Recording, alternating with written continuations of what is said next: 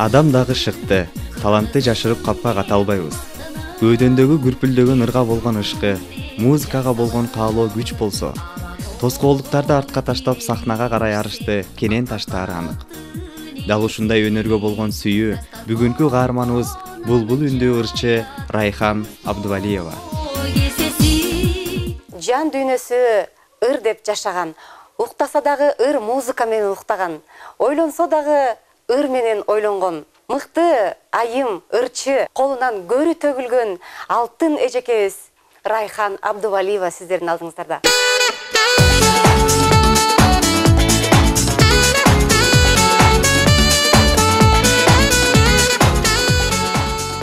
Улуу кичүү, дос душман, ким болбосун баарына жадырап жайнай жасаган мамилеси, бөлөк адамдан бийик кылып көрсөтүп турган өзгөчө адамдык сапаты, жөнөкөй мүнөзү, тырышчаактыгы менен чыгармачылык жаатта да, ишкерлик чөйрөсүндө да ийгиликтүү айымдардын катарын толуктап турат.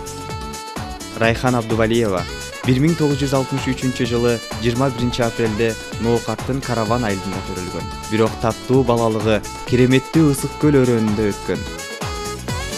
Райхан эже, сиздин ушул адамдардын балалыгы эсинен кетпейт го эч качан. Сиздин балалыгыңыз тууралуу айтып бериңизчи. Таттуу балалыгыңызды. Балалык, балалык. Кандай сонун. Балалыкты эстегенде мен өзүм түптө чоңойгом көлдө. Ошо көлдүн Ысык көлдү эстейм эң биринчиден. Анан ошо түптө бизде канал бар, суубуз бар, чоң шаркыраган. Ошо жака дагы трамплинден секирип, анан ошол жерде ойночубуз, ким кандай бийигирээк секирет деп коркпой. Ошо сонун балалыгым аябай жакшы өткөн, жашынбак ойночубуз кечкисин. Биздин ошо балалыгыбызда советтер учурунда бүт кружоктор бар болчу. Мен мектепте окуп жүргөндө мен 2 класстан баштап комузга баргам. Кичинекейим деле комуз чоң күүлөрдү чертчимин. Баягы апам айтчу да, адам баласы төрөлгөндө эки кап болот дейт. Бирөөсү жакшылык кабы, бирөөсү жаман кабы, жамандык кабы. Канчалык адамдарга жакшылык кылсаң, ошол кабың баттолот дечи да. Мен баягы кичинекеймин да. Анан кыялданып, ошону кантип толтурам деп көчөдөн бир апаларым да сумка көтөрүп, апа жеткизип коюңуз, айнанайын деп анан батасын берселер. Бул толуп атат деп эле ушинтип көрсөм, муну азыр ойлосом бир тарбиялык маанидә экен да. Апам мынтип өтө деле катуу урушуп немечи эмес, бирок кээ бирде кино бир жол таяк жегем. Индийский кинолорубуз 2 сериядан болчу эле, аны 3 саат 3кө баргам, 6да чыгып алам. Кызыгып кетип, тойбой калып кыздар жүр деселер, кайра кирип кетип анан 9да чыккым. Үйгө келсем, апам момдолгон өлүк таап туруп, чап деле ошондон кийин кеч чыкпай калгам дегендей. Негизи балалыгым аябай сонун өткөн.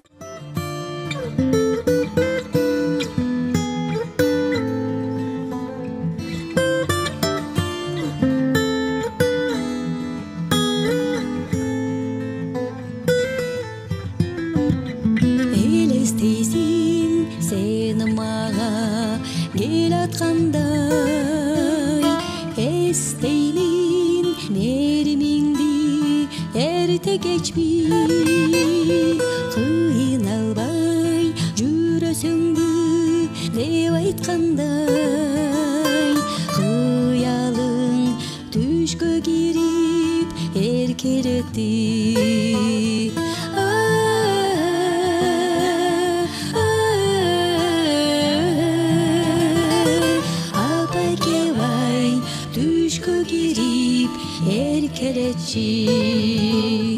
Маңдайымдан сылаган колдуруңдун жылуулугу жүрөккө жагып барат.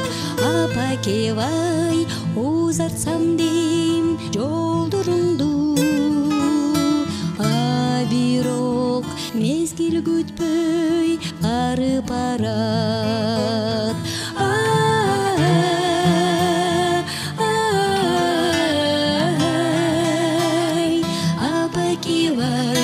Алтын жаным карып барат.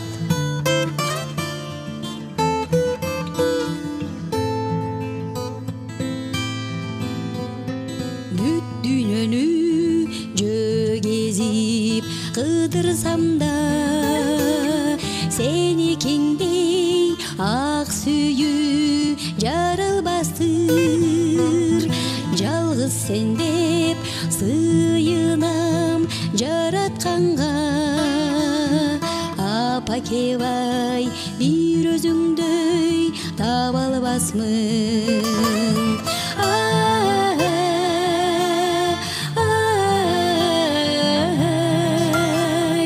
Апакебай бир өзүңдөй таба албасмын.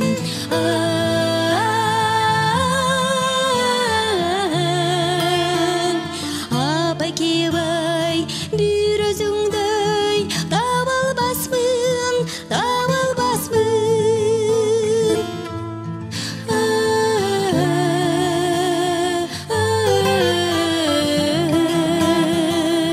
Бир өзүңдөй таба албасмын, таба албасмын. Апакебай, апакебай, апакебай.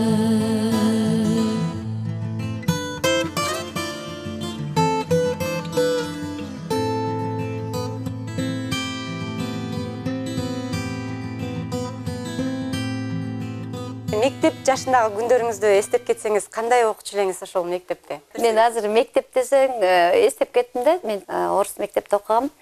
Анан стол парталарга чыгып алып эле индийский ырдап эле деп алып эле элдерге концерт кое берчүмүн да. Анан бир күнү жыйнап атканбыз. Анан кайра эле балдар кирип эле бизге жыйнаганга тоскоол кылгандан швабранын башына тряпканы илип туруп эшикке коюп койду. Эмгиси наказание деп. Анан директор ачып, анын башынан биз аябай урушуп, эсимде да, ушундай көп эле жакшы күндөр өткөн. Бирок мен жаш кезимде өтө деле сулуу эмес болчумун да, тоңолок, мындай помпойгон кыз болчумун. Анан негизи мектепти жалаң 5ке окуган эмесмин. Орточо окучумун. Меники 5, көбүнчө кол эмгектен 5 болчу, физкультурадан 5 болчу. Анан ыр жагынан ушу жактан жалаң 5. Анан орус тилден жакшы окучумун. Мен орус мектепте окуган айда орустар да бар да. Алар көбү 3, 2 алса, мен 5 алчумун да. Эң жаман көргөнүм алгебра, физика, химия ушулар жаман көрчүмүн, эмнеге билбейм. 3тү ошолордон алчумун да. Райхан эжеке, студенттик күндөр дагы эң эле бир эсте кала турган жакшы, кызыктуу окуяларга бай болот эмеспи? Ошол сиздин студенттик күндөрүңүздөн эскере кетсеңиз. Ооба, 8-ди бүтүп атканда эле бүт барып, бияка барам, тияка барам деп чыгышты. Мен түптүз эле музыкалык мектепке барам дедим эле, апам биздин үй бүлөдө артист болгон эмес, барбайсың деп туруп эле тыюу салып, түнчөң түйүп берем деди. Анан унчукпай эле калдым, анан ыйладым, түнү менен 2-3 күн ыйладым. Анан документ алып, мейли анда медучилищеге тапшыр деди. Же врач болосуң, же юрист болосуң, ушул экөөнүн бирөөсүнө тапшыр деди.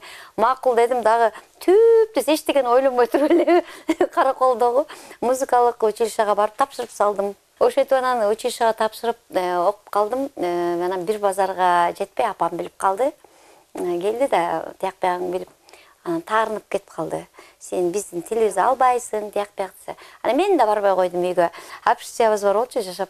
Анан кайра эле бир 3-4 күндө апам толтур тамак аштарын алып, кой кызым, эми ушу кесипти тандагандан кийин сени колдо көргөзөлү кел деп газымды, тияк биягымды алып берип, бүт баарын эметип, анан ошондон баштап апам өмүр бою мага демөөрчү болуп келген да. Анан эми училищеде жүргөндө баягы студентпиз да, студент болгондо эттерибизди урдаттык, тамактарыбызды урдатып бышырып коюп урдатчу элек. Ушундай бир сонун күндөр өткөн. Анан мен сүрөткө кызыгып калдым. Искра деген бир фото увеличитель сатып алып, смена деген фотоаппарат бар болчу, аны сатып алып, немелериме өзүмдөн, мен эч качан үйдөн акча сурачу эмесмин. Өзүмдөн стипендияма же болбосо бир жерден иштей калып, ошондой акча тапчумун да. Анан ошондо эсимде, түнү менен баары уктап атканда кухняга барып алып, апшыжан, анан түнү сүрөттөрдү чыгарчумун. Савитжан, Акыл Серкебаев, Айкөл Тобу, Кут тобунун жетекчилери ошолор менин алдыңкы курсумда окушчу. алар биз барганда бизди гонять этишип дегендей.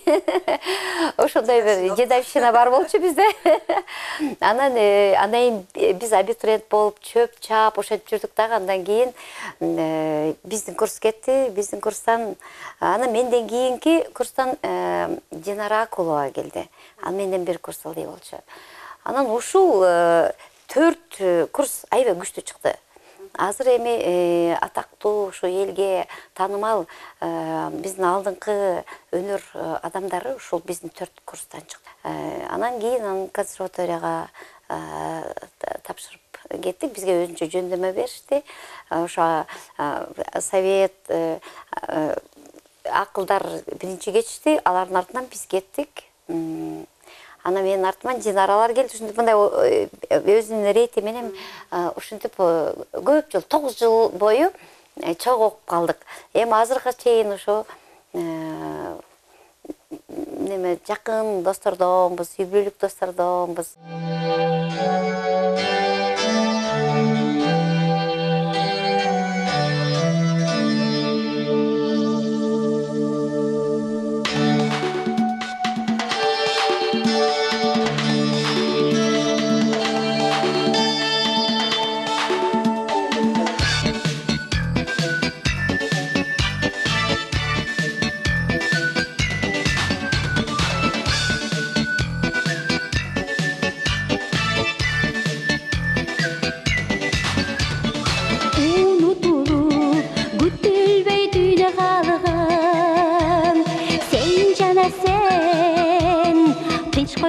Düşümde de ес тартымды бүтүндөй билеп алган. Сыр көтөсүн телмирип көзүң албай. Обул көздөр мендеги сүрөтүңдө сүйлөшөмүн баары бир өзүң бардай. Опонум менин, жомогум менин, жаштыгыма тең, жакшырым да сен, сырдашым менин, муңдашым менин, сүрөктө да сен, жүрөктө да сен, сен жана сен.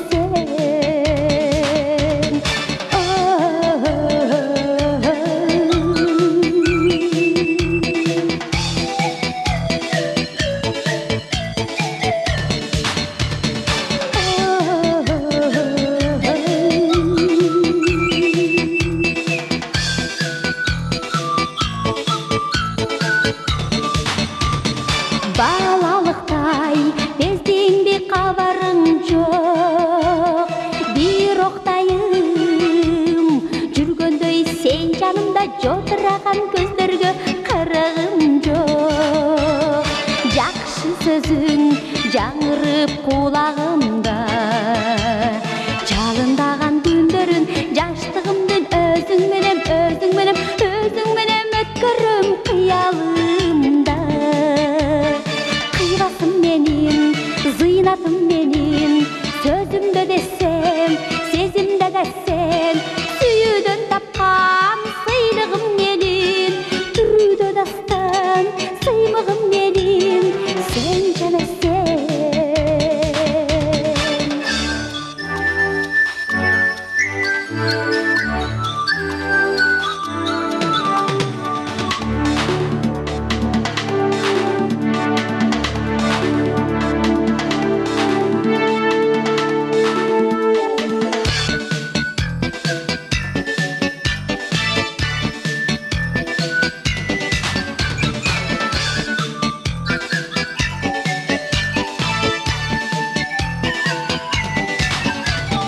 Келген куштай кайрылып келсең аны, бакытым деп борума бекем кылсам бирга инсен гана. Алгаштаңы жазымдын атканында, жылдыз окшоп өчкөнсүң өмүрүмөн кайрадан бир жылтечи асманымда. Тумарым менин, айга күнгө тең, байлыгым да сен, ардагым да сен, арманым да сен, бардыгы тең, сен жана сен, сен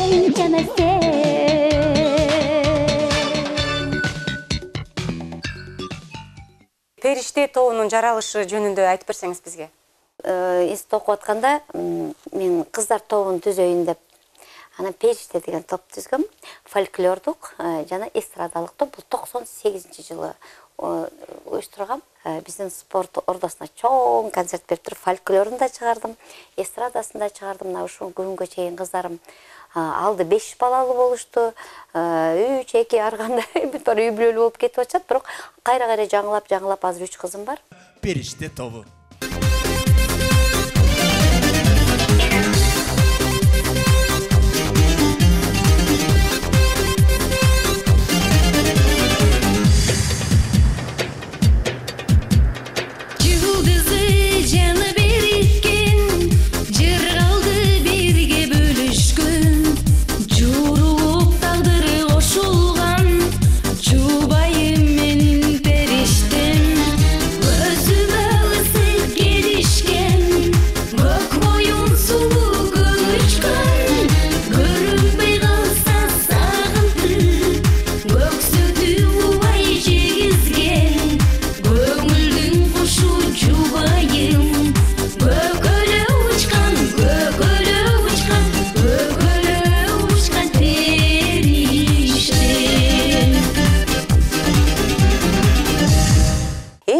Жасаган концертиңиз эсиңизде калса керек, ошол жөнүндө айтып берсеңиз да. Бул 93-жылы өткөзгөм. 26, 27, 28 декабрда өткөн 93-жылы. Бул эң биринчи жеке концертим болчу. Мен үчүн бул өмүр бою төлкө эсимде калган ушундай бир жакшы күндөр болчу да. Ошондо эсимде Периште деп ырдап ошол убакта хит болчу, ырымчы. Мухтар Шаханов ал убакта посол болчу, бизде Казакстандагы, Кыргызстандагы посол болчу. Ошо Мухтар Шаханов келип мага чапан кийгизип, өзүнүн ысык сөзүн айтып, биздин улуу акыныбыз Камбыралы Бобулов агабыз келип мага калпак кийгизгенде элдер аябай кол чабышканда, бу кандайча аял кишиге калпак кийгизип атат десе, Камбыралы эке дагы өзү мындай неме киши болчу, ал убакта депутат болчу да, эми баягы кыргыз элине өзүнчө бир ушундай салмагы бар, авторитеттүү киши болчу. Мен кызым ушу эркекче мындай кылган иши эркекче, ушундан ары дагы кадамы ушу калпак колдоп, кадамы бек болсун деп мен ушундай бир жакшы үмүт менен кийгизип атам деп ушундай бир жакшы сөздөрдү айтканда эсимде. Анан мен ошол убакта Камбыралы Бобулов агабыздын кыздын каты деген сөзү, ушу Камбыралы Бобулов обону Боло Садыковдун ырын ырдап жүргөм. Ошол убакта дагы кичине элге тарап, эл сүйгөн ырлардын бири болгон. Сизди сүйөм, кыз өппөгөн жигитти, сиз сүйдүңүз көңүлүмдү кирдетпей. Сүйгөнүм үчүн өмүрүмдө биринчи, сүйүү деген азап экен илдеттей.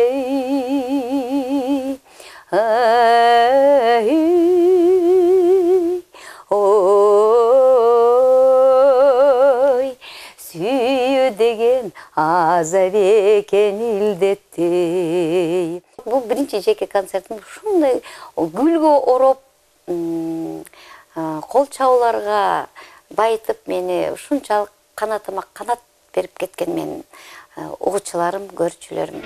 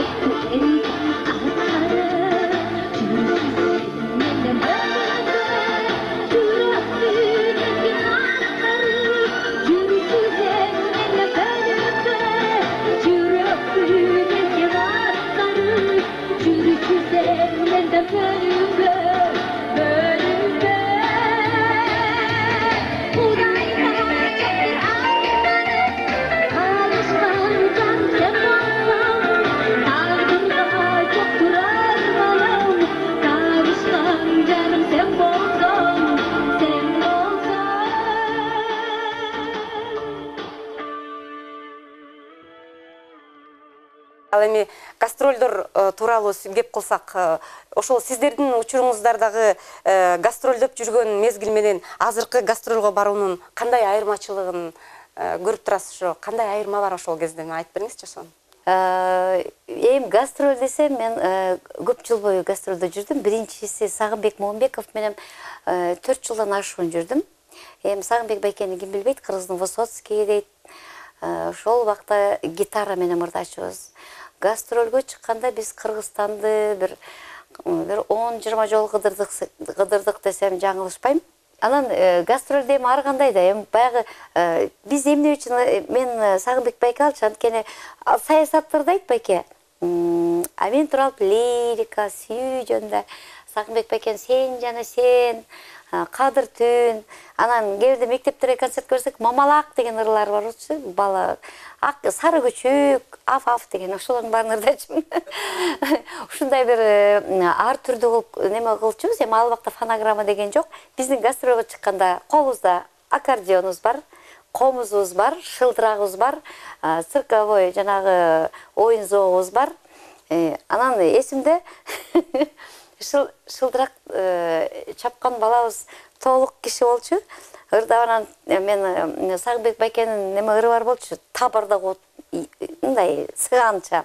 Хайда дардай, хайда дардай, хайда дардай, омсону деп момдай немелерин азыр мен сөзү эсимде жок. Сыганчаны монтип бийлеп алган ырдап Сагынбек байкени кичине баягы шаңдырак ырлардан ошо болчу да. Ошону ырдачумун.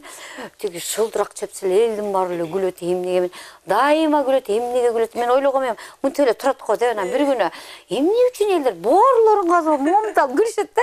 А мен эмнеге күлөт экен, мен бир көрөйүнчү деп. Бир күнү ырдап атабыз, Лейлекте концерт берип атабыз. Эл тол батпайт, эшиктердин баары ачык, аба кирбейт. Анан эл батпай калгандан бир колонка ичинде, бир колонка эшикке батпай калган элге коюп койгонбуз. Анан эле биракта мынтип алып ырдап атса эле, хайда дардай деп мынтип карасам эле секирип алып, мындай буту тайтагай, анан курсакка жооп деп аттыр да. Эми буну көрүш керек да, өзүнчө анан жан башына чабат, бутуна чабат. Мен аны көрдүм, ха деп эле күлүрдүм, микрофонго күлөсөм эле. Эл путрап эле жыгылып, мени карап күлөт. Мен ал кишини карап күлөм. Эми зал ошентип бир 7-8 мүнөт күлкүгө байланып турдук. Аны мен чыдабай кетип, кечип калгыла деп кирип кетип калдым. Ар жакка барып күлүп атам, эл кол чаап атат, мен болбой түртүп чыгарып койсо кайра алдырып. Кайра кирип кетем. Ошентип ырдай албай койгом да. Анан ошентип анан бүттү, концерт якпак болуп бүттү. Анан аягында бир апа сейдана көтөрүп келиптир. Айын кызым, жудаян бизди тамашага салдың деп, ушу көз тийбесин деп чөнтөгө салып коюп, бетмен өбүп коюп кеткен да. Ушундай күндөр көп болгон. Анан эсимде бир жолу Сагынбек байке дагы өзү аябай ойго кирип кетсе, ойдон чыкпай калат да. Анан бир күнү ойноп отурсаң, концерттен кийин отурасың, ойноп, тамак ичип от. Тиги бизде бир кудул бала бар болчу. Эчеп деп койду. Анан не десем, 1 сом алып алды. Сагынбек байке, мына могу 1 сомду көрдүңүзбү десе. Көрдүм. Меңиз мага карыз болосуз десе. Эмнеге карыз болом? Албайм деп түртүп коет. Жок, алыңыз. Сиз мага карыз болосуз. Эмнеге карыз болдум деп окумуш кетсем. Чыгармачылыкта мен негизи өзүмдүн ушул өнөр жолунда эмне гана болгон жок. Ошол Сагынбек байке менен андан да чоң биздин топ группалар менен да чыгып жүрдүм, Периште тобу менен чыгып жүрдүм. Анан ошо Сагынбек байке менен иштеп жүргөн учурда биз ушул саясатка көбүрөөк кирип кеттик да. Анткени биздин ырларыбыз дайыма элге керек экен.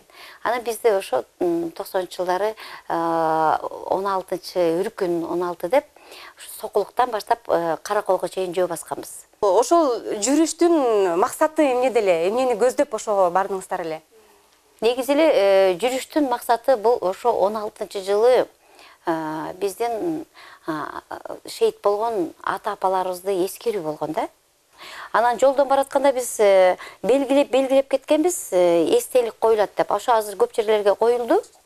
Мен үчүн бул жүрүш түбөлүккө өмүр бою эсимде калган. Анткени мен ойлойм, элим алдында ошончо күн жөө басып, өзүнүн ата бабаларыбызды эскерип, жөө басып, мен кандай бир милдет мен аткардым го деп ойлойм. Мен үчүн бир аябай жакшы таасир калтырган да.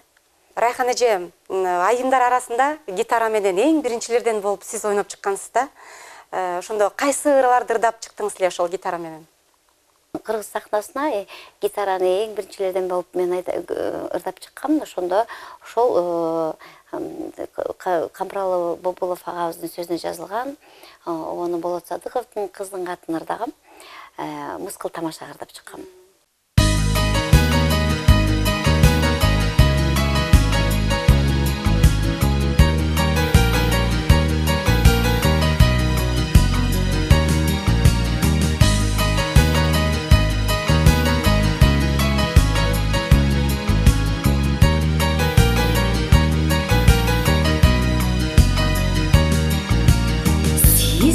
Suyam kız öpbögön jigittiy, siz süydüңүz көңүлүмдү кирдеттей. Сүйгөнүм үчүн өмүрүмдө биринчи, сүйүү деген азап экен илдеттей.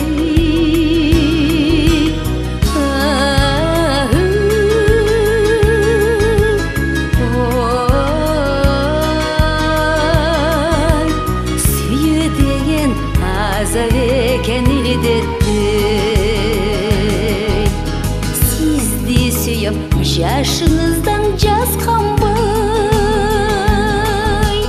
түбөлүгө тагдырыма жазгандай. Узун түндү көзүрүмө өткөрүм, эмне кылам мени менет басканбай.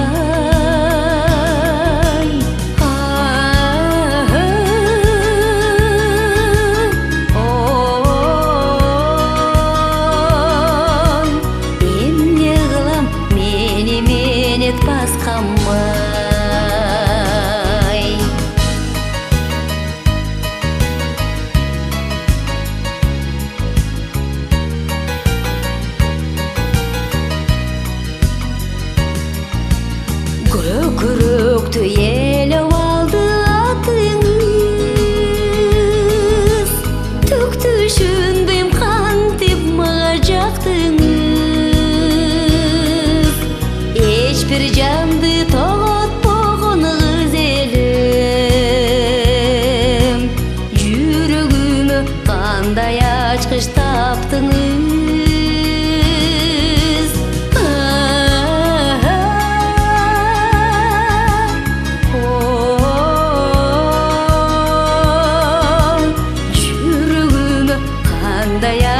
Таптыңыз, жүрөгүмө кандай ачкыч таптыңыз.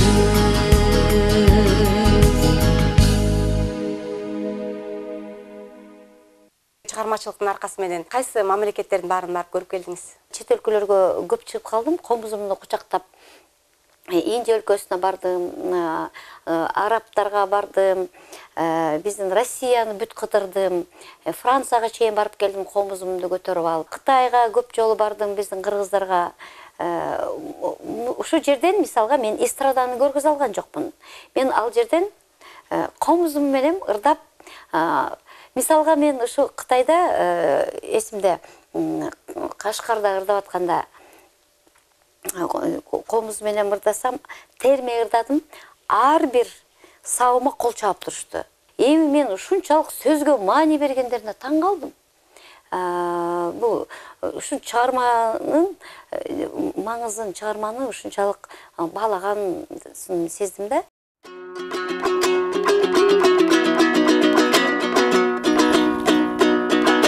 Кырманда кызыл мен болсом, кырандан соккон жел болсун, айрылгыс болуп экөөбүз. Тагдырда да эми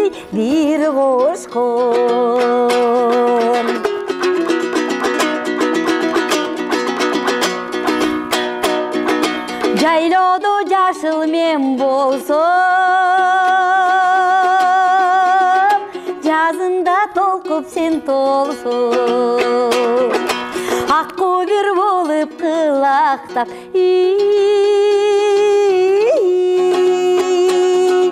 жашынып барып мен консом, ак жамгыр болсоң жаздагы, мен болсом ал чашактагы, кызарып бышып салкынгаң сен үсөң ушул алчаны, сен үсөң ушул алчаны. Чыгармачылыктан тышкары бизнес жагында дагы аябай жакшы ошол тизгинин экөөнү тең бирдей кармап келатасыз да ушул күнгө чейин. Ошол тууралуу айтып берсеңиз, эмнеден баштадыңыз эле? Эмне үчүн сизге ой келди эле ушул тигүү цехин баштайм деген? Апам түрткө берген. Ушундай жакшынакай үйүбүз бар болчу. Ушул үйдү цех кылабыз деп калды. Анан ушундай жакшынакай үйдү кантип цех кылабыз, кантип бузабыз десем, кызым, ушул үй эгерде жакшы иштеп кетсең, көп үйлөрдү, көп сага ийгилик алып келет, көп жакшы максаттарыңа жетесиң деп айтканда, анан деп эле мындай ишенген деле эмесмин, эми мен кыла аламбы? Эми өзүм баягы чыгармачыл адам болгондон кийин көбүнчө ал убакта концерт менен, гастроль менен көп жүрчүмүн. Анан болобу болбойбу деп күнөм санагам да. Бирок баштадык. Эң биринчи эле ошо 4 машинкадан баштагам. Ошол цехти ачканда өзүм бычмач болгом. Өзүм тамагын жасап берчүмүн кыздарыма, өзүм тикмечи болгом. Анткени жаңы баштаган убакта жумушчуларды алуу аябай кыйын, татаал болгон. Аябай көп эмгекти талап кылат. Кудайга шүгүр, ошонун баарын жеңип, азыр мына ошонун өзүрүн көрүп, 3-4 жылдан бери жакшынакай ушу ийгиликтерге келип отурам. Ошо биздин өнөр жайынын министринен бери чоң сонун каттарды алгам. Рахмат, ушу жардам берип атасыз, элге кичине болсо да иш менен камсыз кылып атасыз деп.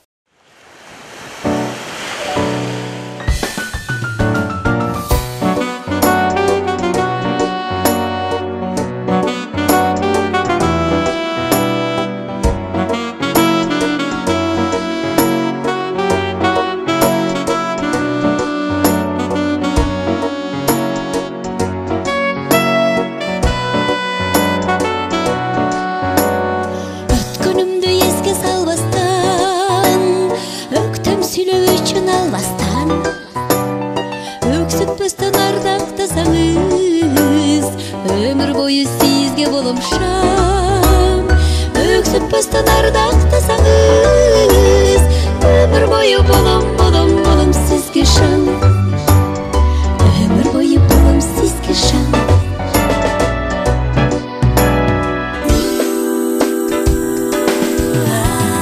Кыялыма кишен салбастан, көңүлдөргө шекти албастан, кең пейилдүү кенен болсоңуз, күн өткүчө болом сизге шам.